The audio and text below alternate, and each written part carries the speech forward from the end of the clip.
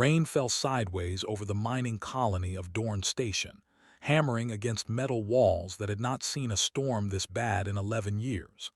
The colony sat on a rocky moon at the edge of known space, shared by 5 different alien species who had agreed, after decades of war, to work together instead of fighting.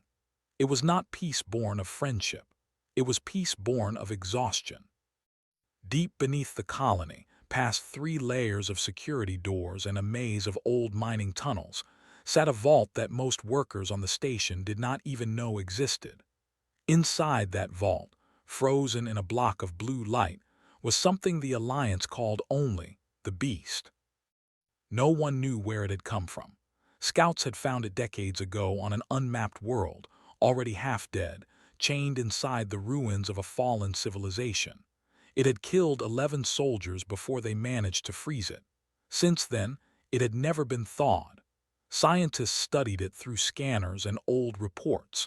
No living being had looked it in the eyes and lived to write about it. The storm that night was not just rain. It was the kind of storm that cracked open old wires and forgot about backup systems. At exactly 2 in the morning, the colony's power grid stuttered, failed, and came back wrong. Emergency lights flickered red instead of white. Deep in the vault, the blue light around the beast began to fade. Daniel Reyes was not thinking about any of this. He was 3 levels below the vault, lying on his back under a broken coolant pipe, trying to fix a leak that had been reported 4 times and ignored 4 times. Daniel was not a soldier or a scientist. He was a maintenance worker, one of only a handful of humans on the whole station, and definitely the only one awake at 2 in the morning fixing pipes nobody cared about. He heard the alarm before he understood it. It was not the fire alarm, which he knew well, or the flood alarm, which he had heard twice. This one was a long, low sound that seemed to come from every wall at once. Daniel sat up so fast he hit his head on the pipe above him. "Great," he muttered, rubbing his skull. "Just great." The lights in the tunnel died completely, then came back weaker, painted in dull red. Somewhere far above him, he heard something that sounded like screaming, then the screaming stopped, replaced by a silence that felt worse. Daniel grabbed his tool bag out of habit, not because he needed it, but because letting go of something familiar felt important right then.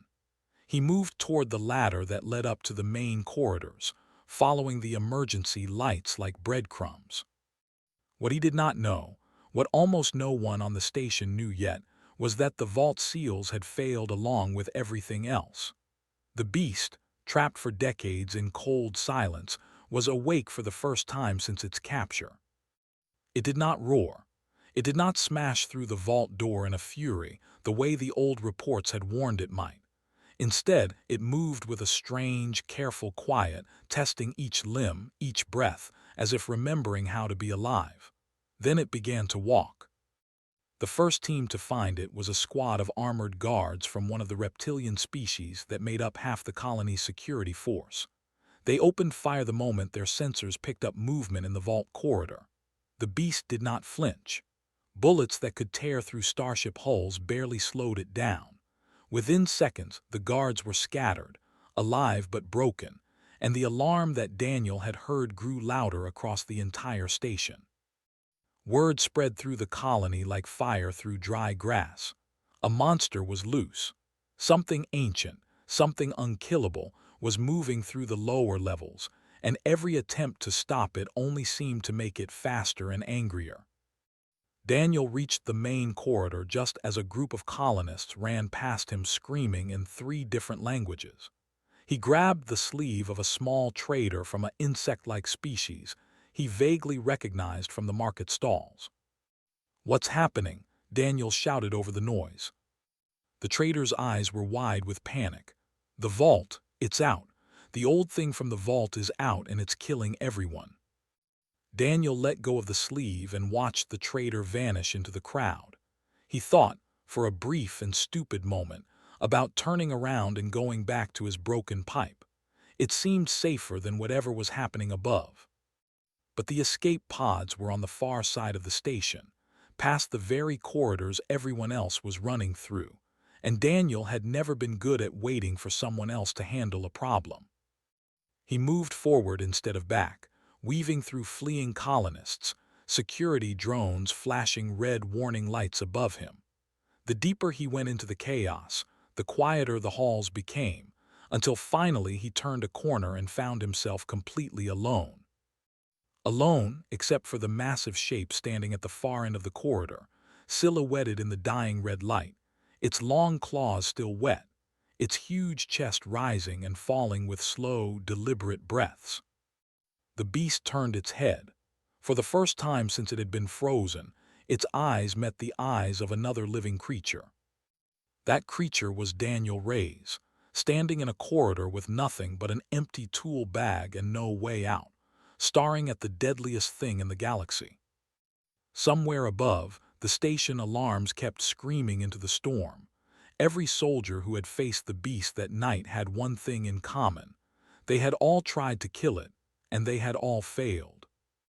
Across the station, security teams gathered whatever weapons they could find. Heavy stun cannons meant for riot control. Plasma rifles pulled from storage lockers that had not been opened in years. Even a mining laser, dragged out by a desperate engineer who thought cutting through rock might work on flesh too. None of it slowed the creature down for more than a few seconds. The Alliance's Central Command watched through security cameras from a safe room above the chaos. A tall alien commander named Rask Oberyn, leader of the station's Joint Defense Force, stood with his arms crossed, watching monitor after monitor show the same result. Weapons fired. The beast staggered. The beast recovered. The beast kept moving.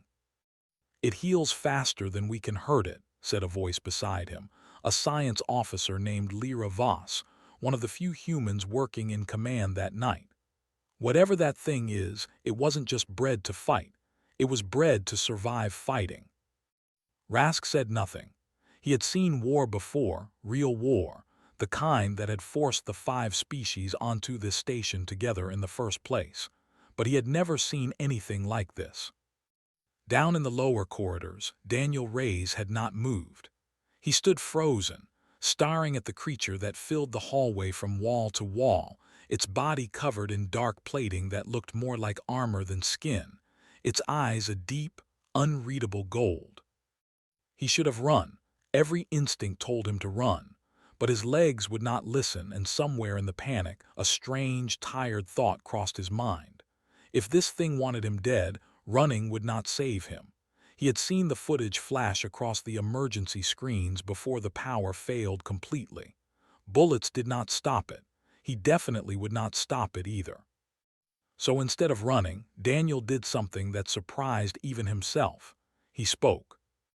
"Okay," he said, his voice shaking but steady enough to be heard.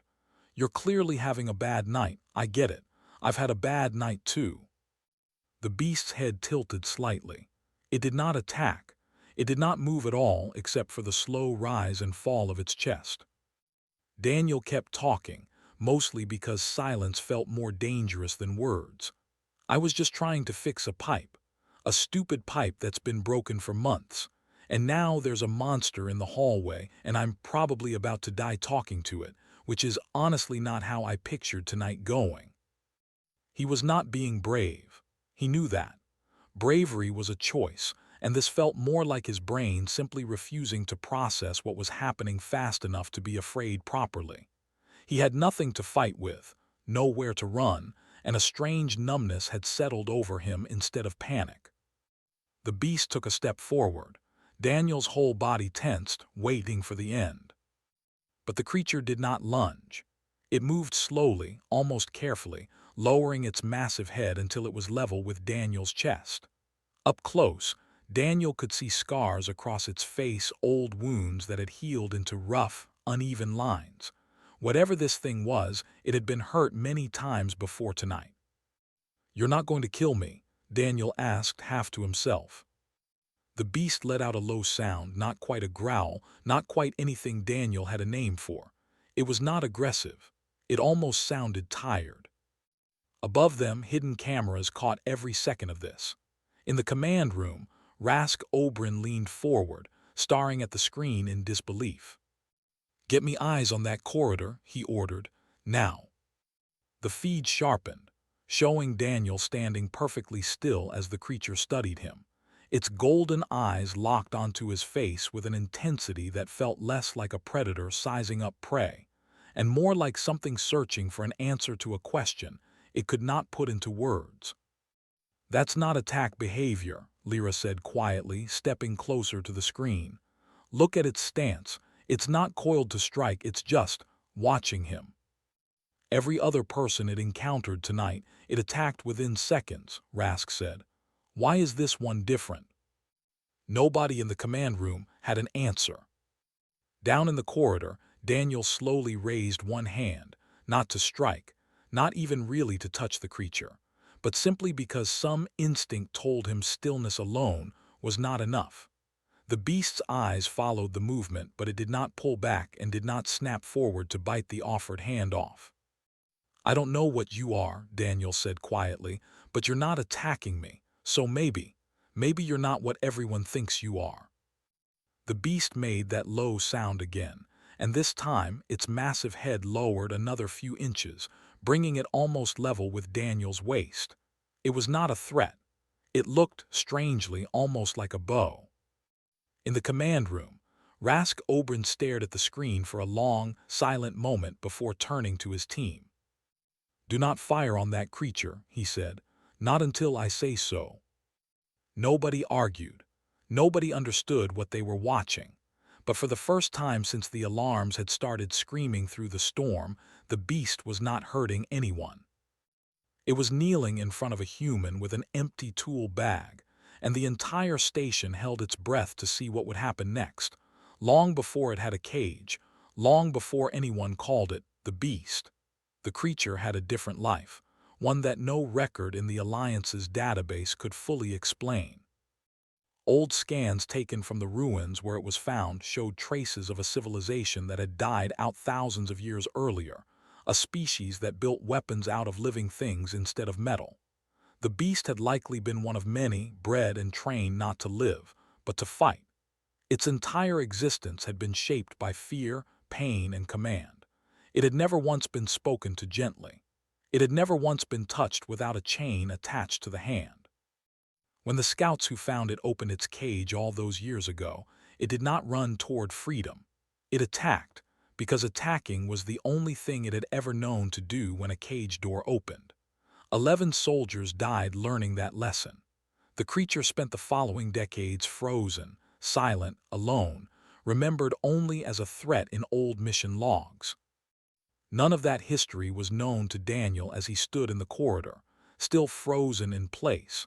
The creature's massive head lowered in front of him like some kind of question he did not know how to answer. "Okay," Daniel said slowly, keeping his voice as calm as he could manage. "I'm going to sit down, not because I'm not scared. I am extremely scared, but my legs are shaking too much to keep standing." He lowered himself carefully to the floor, his back against the cold metal wall, and the beast did not move to stop him. It simply watched, its golden eyes following every small motion. In the command room above, Rask Oberyn had gathered every available screen showing the corridor, watching the strange standoff with growing confusion. Around him, officers from different species whispered among themselves, some in disbelief, some in open fear.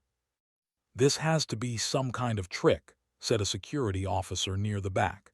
"That thing is playing with him before it kills him."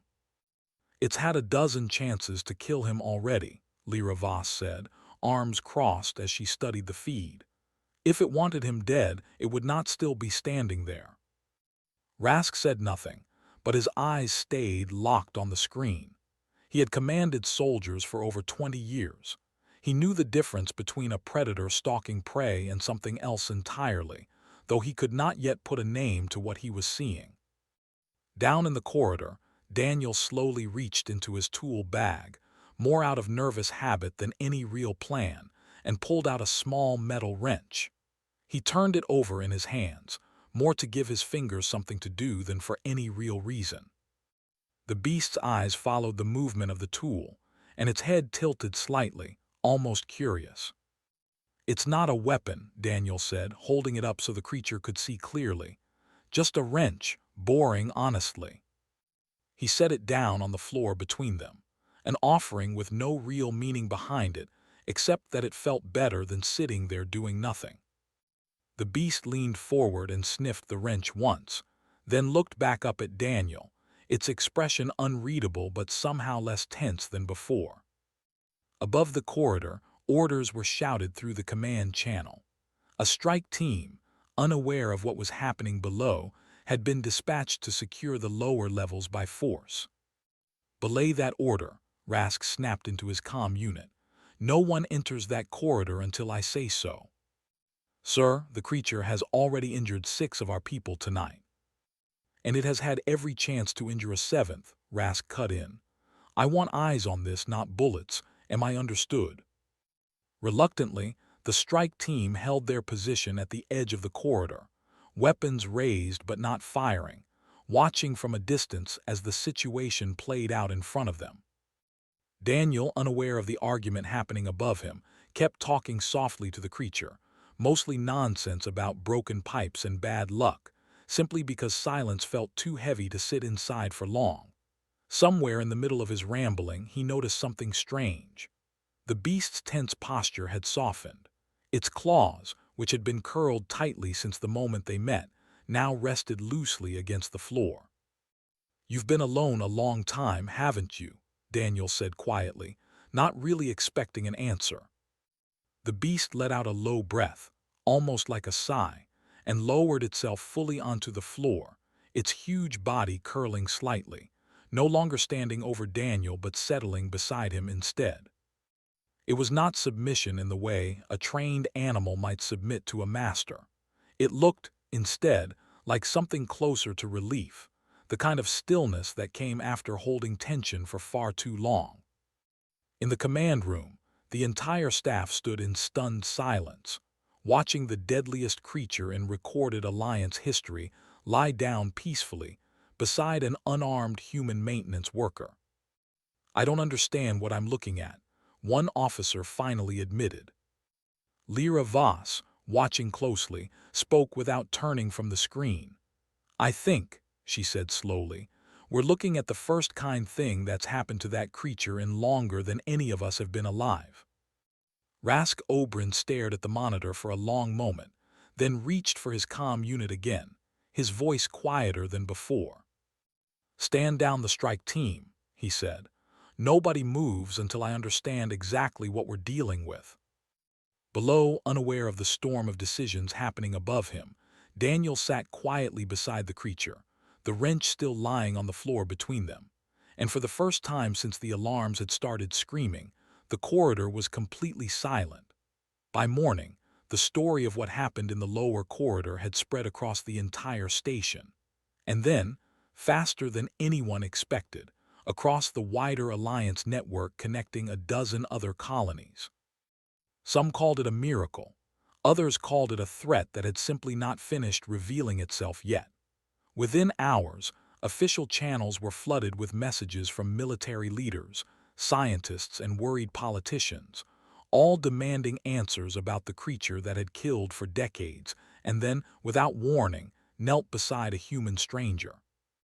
At the center of the growing storm sat an Alliance counselor named Torrin Vale, a calm and careful diplomat who had spent the last 15 years trying to keep peace between species that still did not fully trust one another. He arrived at Dorne Station less than a day after the incident, called in personally to help decide what should happen next. "You want my opinion," Torrin said, standing in the same command room where Rask Oberyn had watched everything unfold the night before. "My opinion is that we do not fully understand what we are dealing with, and that makes killing it now the most dangerous option on the table, not the safest one." Across the room, a military commander named Varen Halsk disagreed sharply. He was broad-shouldered, scarred from old campaigns, and clearly unwilling to trust a creature that had injured a dozen of his soldiers in a single night. "It is unpredictable," Varen argued. "One calm night proves nothing, the moment it decides to attack again. We may not have the chance to stop it a second time. It has had countless chances to attack again, Torin replied evenly. It has not taken a single one. The argument continued for nearly an hour, circling the same points without resolution.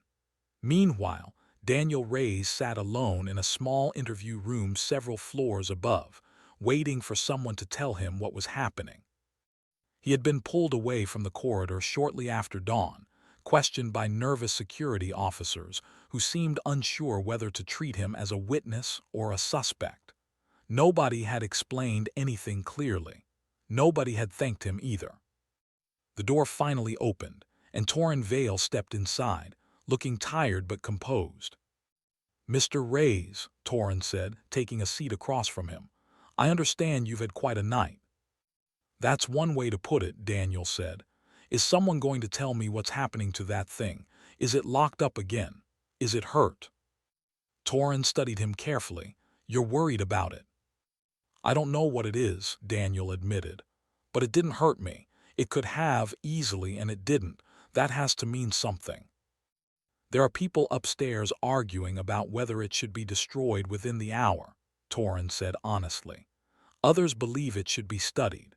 A few believe you may have somehow influenced or controlled it, which is why you are currently sitting in this room instead of resting."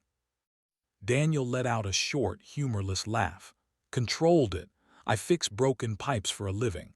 I don't know the first thing about controlling anything." "That," Torin said quietly, "may be exactly why it responded to you the way it did." Before Daniel could ask what that meant, an alarm chirped through the room speaker, followed by an urgent voice from command. "Extermination team is moving into position at the lower vault corridor, awaiting final authorization." Daniel shot to his feet. "Extermination? You're actually going to kill it?" Torin's jaw tightened.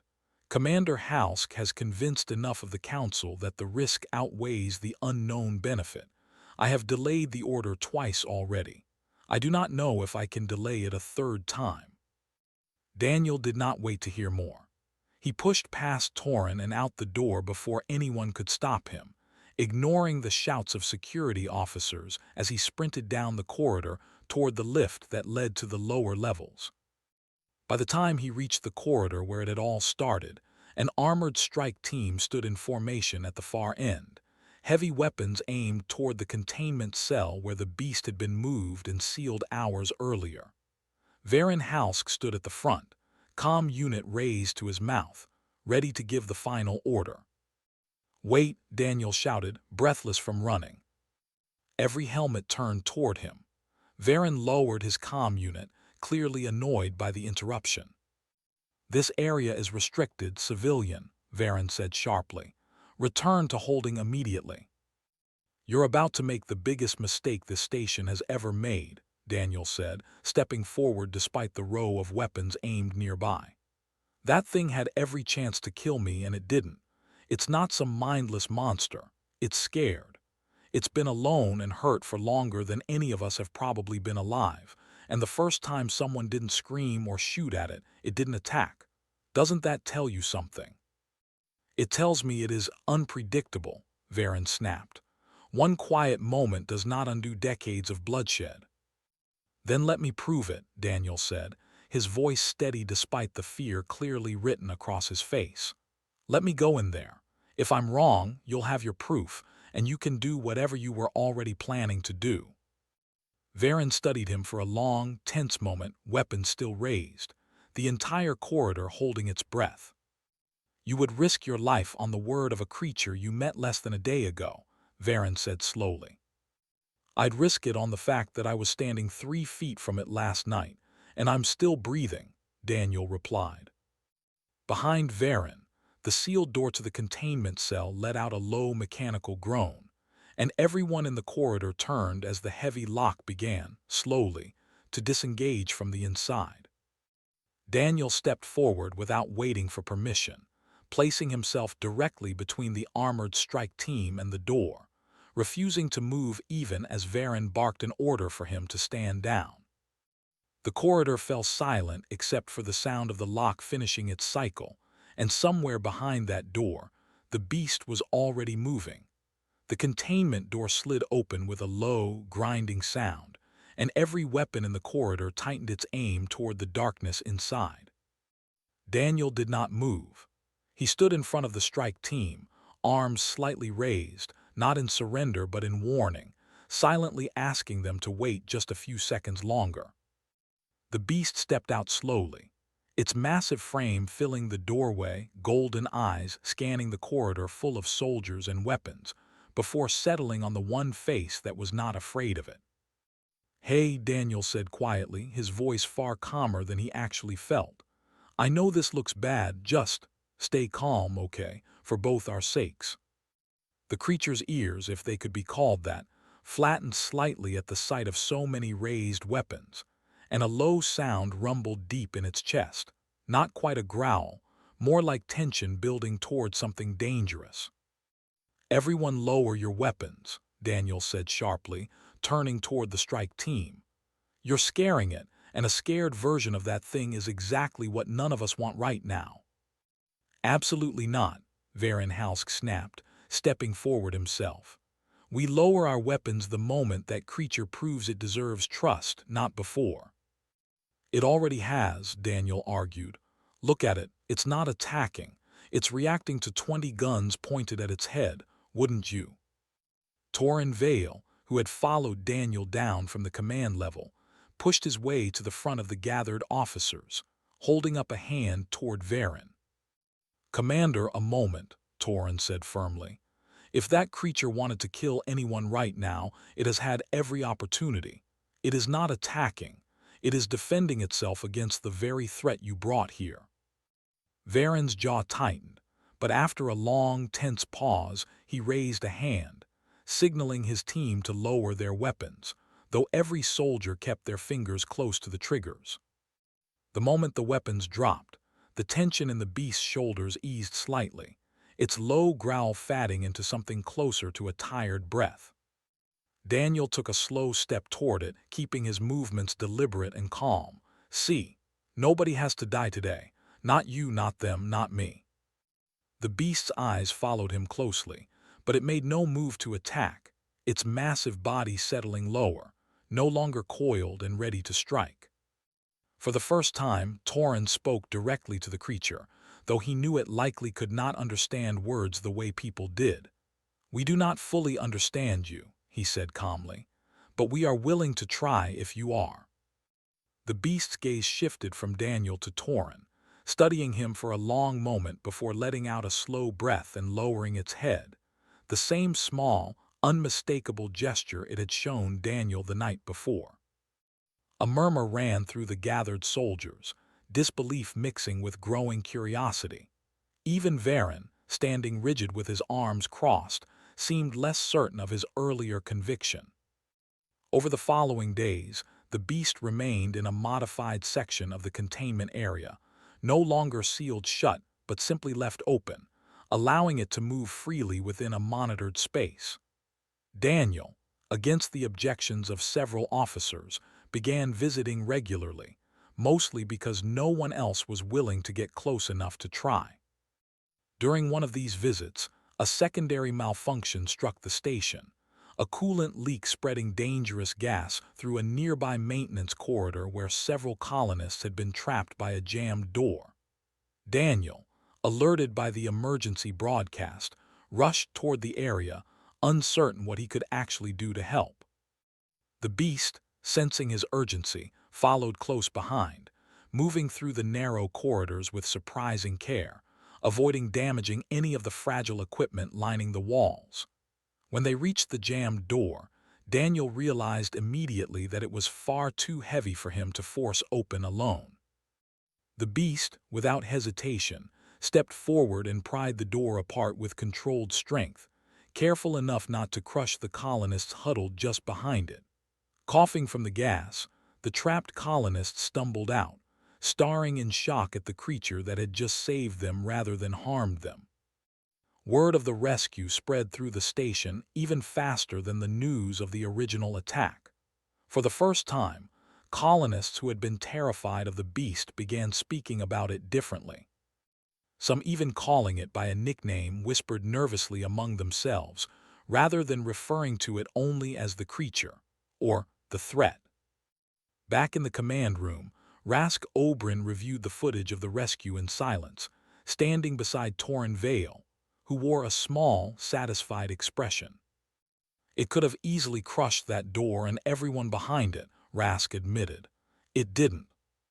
No, Torrin agreed. It chose not to. That is not the behavior of a mindless weapon, Commander. That is the behavior of something capable of choice, perhaps for the first time in its entire life. Varen Hausk, standing nearby, remained quiet for a long moment before finally speaking. I still do not fully trust it, he admitted. But I am willing to admit I may have been wrong about what it is. That evening, after the chaos of the rescue had settled, Daniel returned to the containment area, exhausted but strangely calm. The beast lay curled in the corner of the open space, lifting its head slightly as he entered. You did good today, Daniel said quietly, settling down nearby, close enough to be within reach but no longer needing to prove anything to anyone. Better than good, actually. The beast shifted closer, resting its massive head near Daniel's side, and for the first time since the storm that had started everything, it looked less like a weapon waiting to be feared, and more like something finally allowed to simply exist without a chain or a cage defining its entire life. Above them, unseen cameras quietly recorded the moment, and somewhere in the command room, Torrin Vale watched the feed with a small, hopeful smile, already thinking about how this single night might change the way the Alliance understood not only the creature, but the strange, unarmed human who had somehow reached it first. 3 weeks after the storm that had nearly torn Dorne Station apart, the corridors looked almost normal again, except for one small, strange difference. Colonists no longer avoided the lower levels near the old vault. Some even walked past on purpose, hopping for a glimpse of the creature that had gone from nightmare to quiet legend in less time than anyone expected. The beast, no longer confined behind sealed doors, had been given a modified section of the lower level, open enough for it to move freely but monitored closely enough to satisfy the more cautious members of the council. It was not full trust. It was something closer to careful hope, built slowly out of small moments that nobody had expected to happen at all. Daniel Reyes had not planned on staying involved. In the first days after the storm, he had assumed his part in the story was over, that the scientists and diplomats would take control, and he could go back to fixing pipes that nobody appreciated. But the beast had other ideas, refusing to eat properly, refusing to cooperate with basic examinations, until someone remembered to simply ask Daniel to show up. That was how, 3 weeks later, Daniel found himself sitting in a small office across from Torrin Vale, being offered a position nobody had ever expected a maintenance worker to hold. We would like you to remain as the primary liaison between our researchers and the creature, Torrin said, sliding a data pad across the desk. Officially, a bridge between species and behavior teams. Unofficially, the only person it seems to trust without hesitation. Daniel stared at the data pad without picking it up. I fix pipes, he said. I'm not a scientist. I'm not a diplomat. I don't even really know what I did that night, other than being too tired to run. That may be exactly why it worked, Torrin said with a small smile. Every other person that creature has ever encountered approached it with fear, weapons, or control. You approached it with none of those things. You simply treated it like something worth talking to, rather than something worth destroying. Daniel thought about that for a long moment, remembering the golden eyes studying him in the dark corridor, the low, tired sound the creature had made, the way it had lowered its head not out of submission, but out of something closer to relief. It's not a monster, Daniel said quietly. Everyone kept calling it a monster, a beast, a weapon, but it's been alone and hurt for longer than any of us have probably existed. Nobody ever gave it a chance to be anything else. No, Torrin agreed, until you did. Daniel finally picked up the data pad, scrolling through the details of the offered position, though his mind was already elsewhere, already thinking about the massive shape curled quietly in the lower level, waiting for him to visit again. Later that day, he made his way down to the containment area, nodding to the guards who had once eyed him with suspicion, but now simply waved him through without a second thought. The beast lifted its head the moment he entered, its golden eyes brightening slightly, if such a thing were possible for a creature with no real expression to speak of. "They offered me a job," Daniel said, settling down nearby, close enough to rest a hand against the creature's massive shoulder. "Something about being your personal translator, I guess.